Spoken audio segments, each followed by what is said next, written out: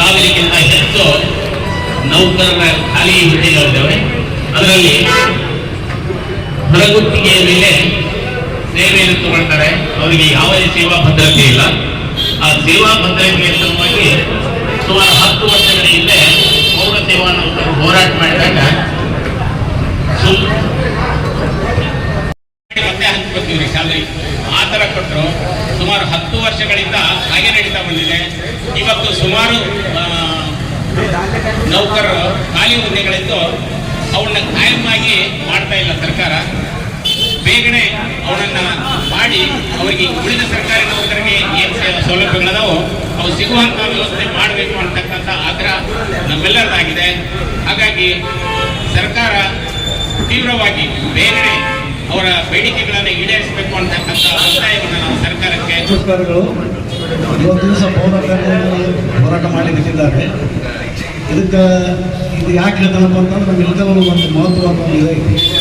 ಗೋಕಾಕೋರ್ತಿ ಚಳವಳಿ ನಡೆದಾಗ ನಮ್ಮ ಇಲ್ಕಲ್ಲಿಂದ ನಿರ್ಣಯ ಆಗ್ತದೆ ನಿಜವಾಗಿ.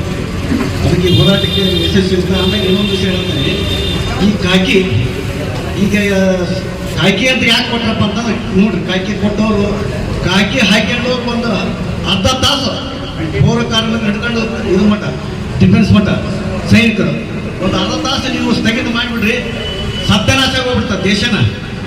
ಅದಕ್ಕೆ ದಯವಿಟ್ಟು ಸರ್ಕಾರದವರು ಸಿದ್ದರಾಮಯ್ಯನವರಿಗೆ ಮತ್ತು ಎಲ್ಲ ರಾಜಕಾರಣಿಗಳು ವಿನಂತಿ ಮಾಡಿರ್ತಾರೆ.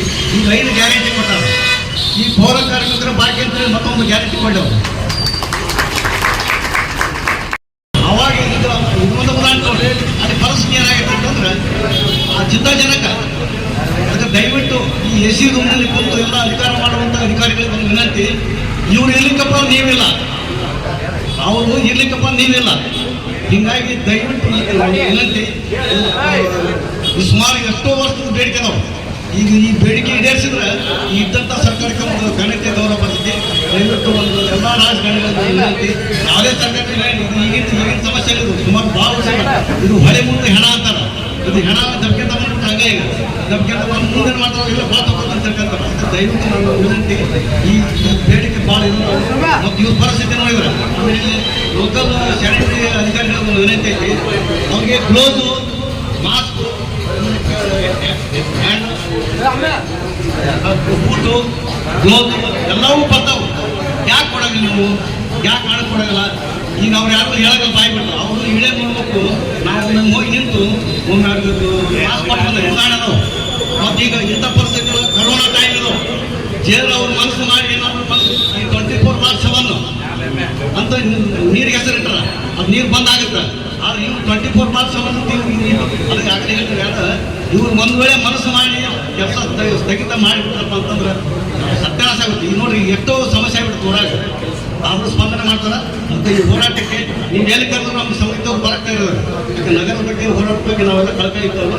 ಅದಕ್ಕೆ ನಿಮ್ಮ ಹೋರಾಟಕ್ಕಾಗಿ ಆಮೇಲೆ ಮೊದಲಿಗೆ ನಿಮ್ಮ ಆರೋಗ್ಯ ಕಾಪಾಡ್ರಿ. ಆಮೇಲೆ ಇವರಿಗೆ ಆರೋಗ್ಯದ ಏನೇನು ಕಿಟ್ ಕೊಟ್ಟಿಲ್ಲ ಅವ್ರು ಕೆಲವೊಂದು ಅದು ಉದಾಹರಣೆ ಹೇಳ್ತಾರೆ. ಎಷ್ಟೋ ಮಂದಿ ಇಷ್ಟೇ ನನ್ನ ಕಡೆ ಇಲ್ಲಿ ಕೆಲಸ ಮಾಡೋರು ಎಷ್ಟೋ ಮಂದಿ ಸಣ್ಣ ವಯಸ್ಸಿನ ತಿರ್ಕೊಂಡ್ಬಿಟ್ರೆ.